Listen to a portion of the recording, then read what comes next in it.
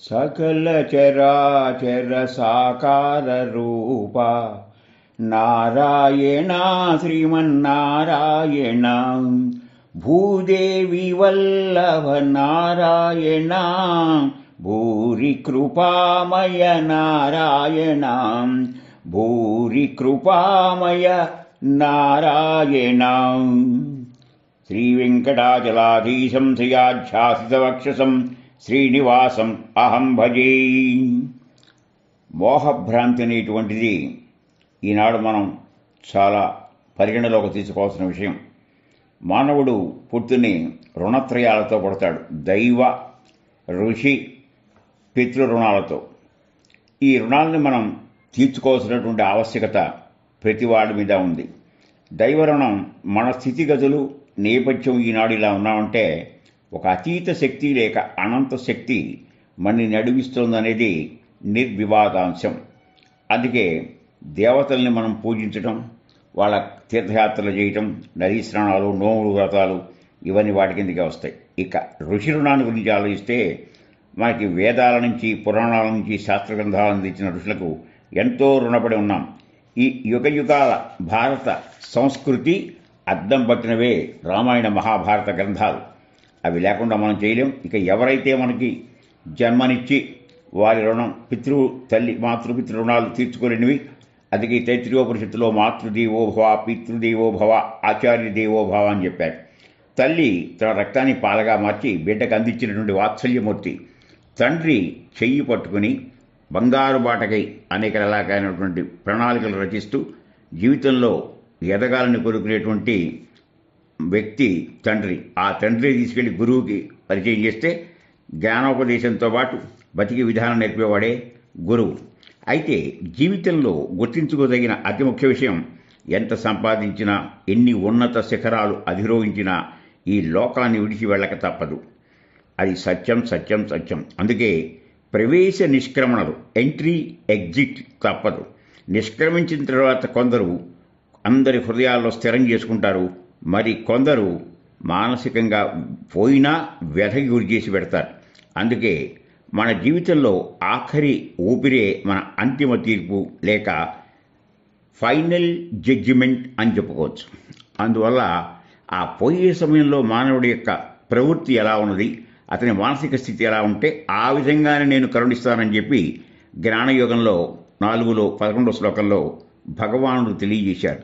ఏ యథా మాం ప్రపద్యంతే తాంస్తథైవ భజామ్యహం మమావచ్యానువర్తంతే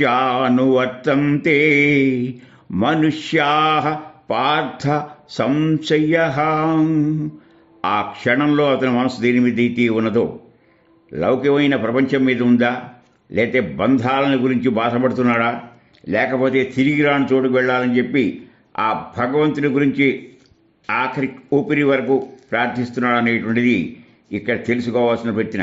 ఎన్ని జన్మలెత్తినా సాధన, ఆ సాధన ఎందుకంటే పునరభి జననం పునరభి మరణం అని చెప్పుకున్నా ఎన్ని జన్మలెత్తినా తిరిగి రాని చోటుకు వెళ్ళాలి. ఆ తిరిగి రాని చోటే పరంధామం లేదా దివ్యధామం అని చెప్పుకుంటాం.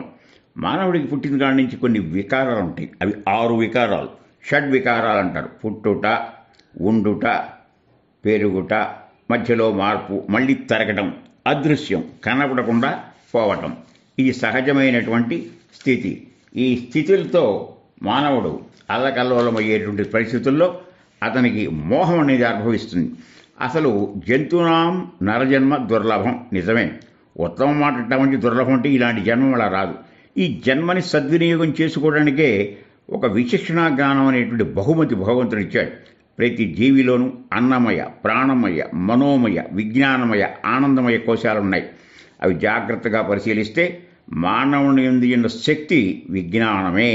ఆ విజ్ఞానాన్ని ఆధారం చేసుకుని ఆధ్యాత్మిక జ్ఞానాన్ని కూడా పెంపొందించుకోవచ్చు. అయితే జీవి పుడుతూనే మోహంతో జన్మిస్తున్నాడు. అందువల్ల మోహము అంటే మనం సులభంగా అర్థం చేసుకోవాలంటే మోహక్షేము గావించుకున్నప్పుడు మోక్షము దానంతర దేవి వస్తుంది. అయితే దానికి ఒక నియమం కావాలి. మాయ అంటే ఏమిటి, అది కూడా మనకు అర్థం ఉండదు. సత్వ రజస్తమో గుణముల యొక్క స్వరూపమే మాయ. కనుక ఈ మాయను ఛేదించాలంటే త్రిగుణాలను ఛేదించి అరికట్టిన వాడే మాయాతీతుడు, మాయకు అతీతుడై సంచరించాలి. కానీ కొన్ని ఇబ్బందులు ఎక్కువ వస్తాయి మళ్ళీ మనకి. ధనేషణ, దారేషణ, పుత్రేషణ. ఈషణ అంటే ఒక లౌల్యం లాంటిదే. ఎక్కడొక్కడ మానవుడు పట్టుబడతాడు. ధనం కోసం పాకులాటో, భార్యని గురించి వెంపర్లాటో, కొడుకుని గురించినటువంటి దీంతోనో ఈ ఈషణత్రయాలు ఏం చేస్తాయంటే మనకున్న మోహాన్ని పెంచేస్తాయి. అసలు మోహం అంటే ఏమిటి? జన్మ జన్మాంతరాల నుంచి మన్ని వెంటాడుతూ వస్తున్నటువంటి ఒక కాలుష్యపు మరక. అందులో కలి ప్రభావం కూడా ఉందేమో. మితిపీరిపోయిన కోరికలకు అంతు లేదు. కానీ నశ్రేయో నియమం విన, ఒక నియమం అనేది పాటించాలి. దాన్నే కోరికలు ఉండొచ్చు, కానీ ఆ కోరికల్ని అదుపులో పెట్టుకోవాలి. సీలింగ్ ఆన్ డిజైర్స్ అని చెప్తారు. ఆ నియమం లేకపోతే మానవుడు చాలా ఇబ్బంది పడతాడు. అయితే మానవుడికి ఇంకో విషయం మీరు గుర్తుంచుకోవాలి. సర్వశక్తిమయుడు. అందువల్ల త్రిలోకాలు కూడా ఆ శక్తి ఎక్కడ మనసు సంచరిస్తుందో, మనం ఇక్కడ కూర్చుని ఎక్కడో దూర ప్రాంతాల్లో ఉన్న విషయాలను ఆచరిస్తాం. ఓసారి వెళ్ళిన అనుభవం ఉంటే అక్కడే ఉంటాం. అయితే త్రిలోకాలు తన యొక్క ఆలోచనలోనే ఉంటాయి. ఏమిటవి? గాయత్రీ మంత్రంలో మనకి భూర్భువ స్వహ అన్నారు. భూహు భువః సువః. అవి ఎక్కడో లేవు, మనలోనే ఉన్నాయి. వాటిని మనం మామూలుగా తాపత్రయాలని చెప్పుకుంటాం. ఆది భౌతికం, ఆది దైవికం, ఆధ్యాత్మికం. ఇవే 3 లోకాలు. ఈ 3 లోకాలకు ఉన్నటువంటి దేవతలు 3 ఉన్నారు. అవరే దుర్గా, లక్ష్మి, సరస్వతి. ఈ దుర్గంటే ఏమిటి? శక్తి ఉన్నదే దుర్గా. శక్తిని పూజించేటప్పుడు దుర్గను పూజిస్తాం. కనుక ఆ దుర్గ ఏం చేస్తుంది? ఆ శక్తే లేకపోతే, చిన్న ఉదాహరణ, మానవుడు చంద్రుడి మీద ఎలా కాలు పెట్టగలిగాడు? కనుక అతని యొక్క జ్ఞానశక్తి, భౌతిక శక్తి కూడా దుర్గే ఆధారం. అలాగే భూ తర్వాత ఓం భూహు భువః. భువః అంటే వైబ్రేషన్ పవర్, అదే ప్రాణశక్తి. ఈ ప్రాణశక్తిని భువః అన్నారు. అదే లక్ష్మీ శక్తి. నోటితో మాట్లాడుతున్నాం, చెవులతో వింటున్నాం, కన్నులతో చూస్తున్నాం. ఇవన్నీ లక్షణ స్వరూపాయే, లక్ష్మీ స్వరూపం. మంచి దృశ్యాలు చూసేది, మంచి మాటలు పలికేది, మంచి శ్రవణం చేసేది, మంచి సంకల్పాలు చేసేది కూడా లక్ష్మి. ఈ రీతిగా జగత్తుకి సుఖశాంతులు అందించేది లక్ష్మి. లోక కళ్యాణం కోసం మంచి పనులు చెయ్యాలి. ఇక 3వది భూహు భువః సువః. సువః అంటే సరస్వతి, వాగ్దేవతారూపిణి అనే నిర్ణయాన్ని చేసుకోవాలి. సువః అంటే రేడియేషన్. మానవుల్లో ఒక దివ్య శక్తి ఉంది, అదే కాస్మిక్ పవర్ అంటారు. దీనికి మించిన మరొక శక్తి లేదు. మనకి కరెంట్ ఉంది. కరెంట్ అందరూ రకరకాలుగా వినియోగించుకుంటారు. ఒకరు గాలి కోసం, ఒకరు లైట్ కోసం, ఒకరు వంట కోసం. అలాగే ఈ దివ్యశక్తిని కూడా అగోచరమైన అనేక మంది అనేక రకాలుగా అది ఉపయోగపడుతున్నది. ఇన్ని కలిగిన మానవుణ్ణి ఏమంటాం? బంగారం. అందుకనే బంగారు అని చెప్పి స్వామి సంబోధిస్తూ ఉంటారు. కానీ బంగారాన్ని విలువ కట్టి బంగారం విలువ అంటాం. మట్టిలో ఉన్న బంగారాన్ని తీసి శుద్ధి చేసి విలువైన బంగారం ఇన్ని క్యారెక్టర్స్ అని చెప్తాం. వజ్రాన్ని కోసి దాని విలువను పెంచుతున్నాం. అయితే వీటన్నింటినీ చేసేటువంటి మానవ పరిస్థితి ఏమిటి? మానవుడు ఇంకా ఎక్కువైనటువంటి విలువ గలవాడు. మనోవాక్కాయ కర్మ ఏకత్వమే నిజమైన మానవతా విలువ. సాధారణంగా సత్యం, ధర్మం, శాంతి, ప్రేమ, అహింస అని చెప్పుకుంటాం మానవతా విలువలు. కానీ మనస్సేకాం వచస్సేకాం కర్మణ్యేకాం మహాత్మనాం. అట్టివాడు నీ మనస్సులో ఏముందో అది మాటల్లో రావాలి. మాటల్లో వచ్చేది చేతల్లో రావాలి. మన క్రమవచన జానజులావై సబపరు రామ తపస్వీ రాజా తినకే కాజ సకల తుమ సాజం. హనుమాన్ చాలీసప్పుడు మన క్రమ వచన, మనస్సు, క్రమ అంటే కర్మ, వచనం, ఈ 3 ఏకీకరణాలు. కనుక మానవుడు తాను పరిచయం చేసే వజ్రాల బంగారం కన్నా ఎక్కువ విలువైన వాడు. అయితే 3 గుణాలు కూడా మానవుడికి అవసరం. ఏమిటంటే పాపభీతి, దైవప్రీతి, సంఘనీతి. మితిమీరిన కోరికలు అతను ఇబ్బంది పడతాయి. ఏది విలువైనది కాదు. మరి ఏది విలువైనది ఈ ప్రపంచంలో? Men are more valuable than all the wealth of the world. ప్రపంచంలో ఉన్న సంపదలన్నిటికన్నా మానవుడు చాలా ఇది గలవాడు. అందుకనే దీన్ని తెలుసుకోలేకపోతున్నాడు.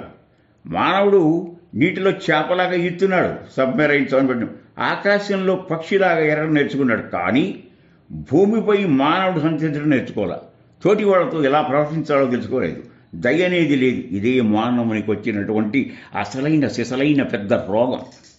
దీన్ని ఆచరింపజేసే నిమిత్తమై, అనుభవించేసే నిమిత్తమై మనం అనేక పూజలు చేస్తున్నాం. పూజలు వాటికి పండుగల యొక్క వెనకాలన్న నేపథ్యం మనం అర్థం చేసుకోవాలి. అదే నవరాత్రులు. కానీ నవగ్రహాలు ఉన్నాయంటున్నారు ఎవరు జ్యోతిష్యులు. దేహానికి కూడా నవద్వారాలు ఉన్నాయి. విచారణ చేస్తే మనం గ్రహాలపైనే ఆధారపడి ఉంటున్నాం. అస్ట్రాలజర్స్ నవగ్రహాలని చెప్పినా నిజంగా ఉన్నవి రెండు గ్రహాలు. అవే రాగద్వేషాలు. అది గుర్తుంచుకోవాలి. అలాగే గ్రహాలే నరులను బట్టి అనేక విధాలు పీడిస్తున్నాయి. పశువులు ఎంత అవసరమో అంతే భుజిస్తాయి. మానవుడు తింటం మొదలెడితే ఒక ప్రణాళిక లేదు.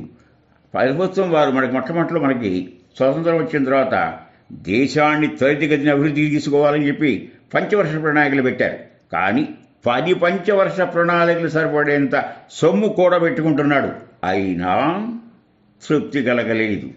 దుర్భిక్షానికి కరువు కాటాలకి అవకాశమే లేదు మనకున్న సంపదకి. కానీ సంపదంతా ఒక చోటకి చేరిపోతుంది. ఇదే కరువు కాటకాలకి మూల కారణం. అంటే ఒక చోట గుంత తవ్వితే ఆ తవ్విన మట్టి తీసుకొచ్చి పక్కన వేస్తే గుట్టగా తయారవుతుంది. కిందకి చూస్తే గుంత, పైకి చూస్తే గుట్ట. ఈ రెంటిని సమానం చేయాలంటే మళ్ళా ఆ మట్టిని అందులో పెట్టాలి. కానీ ఈ వ్యత్యాసం ఏమిటంటే గుంత మట్టి, గుట్ట మట్టి, గుట్ట మట్టే గుంత మట్టి. కనుక సద్గుణాలు మనం తయారు చేసుకోవాలి. భౌతిక వాంఛలు కాదు, నైతికమైన ఆధ్యాత్మిక వాంఛలు చెయ్యాలి. ఈనాడు క్రమశిక్షణ అంటే ఏమిటో విద్యార్థులు కానీ మామూలు వాళ్ళకి తెలియదు. పశువులకు మృగాలకు లేని క్రూరత్వం, దాచుకునే స్వార్థం, దోచుకునే కఠినత్వం మనిషిలో పెరిగిపోతున్నాయి. కనుక జీవితాన్ని ఒక్క మాటలో చెప్పాలంటే విలువగల ఇనప పెట్టె, విలువ లేని ఇనప పెట్టె కలగాలి. విలువ లేని ఇనప పెట్టె ఈ దేహము. పెట్టెలోని నగలు పెట్టినట్లు దేహమందు ఆత్మ దేవుడై ఉన్నాడు. అందువల్ల పవిత్రమైన ఆత్మని శుభ్రంగా ఉంచి పవిత్ర మనస్కులై కనుక హృదయంలో మానసిక శుద్ధి, అన్ని శక్తుల కన్నా గొప్ప శక్తి అయినటువంటి సహనం, సాధించాలన్న పట్టుదలతో ఏదైనా సాధించగలుగుతారు. కనుక మోహాన్ని దూరమై వ్యామోహాన్ని విడిచి నేను నాదిని దానికి స్వస్తి చెప్పి మేము మానము అనే దానికి ఎదిగితే సాధించాల్సింది ఏమీ లేదని చెప్తున్నాను. ఓం సహనావతు సహనో భునత్తు సహ వీర్యం కరవావహై తేజస్వినావధీతమస్తు మా విద్విషావహై. ఓం శాంతి శాంతి శాంతి.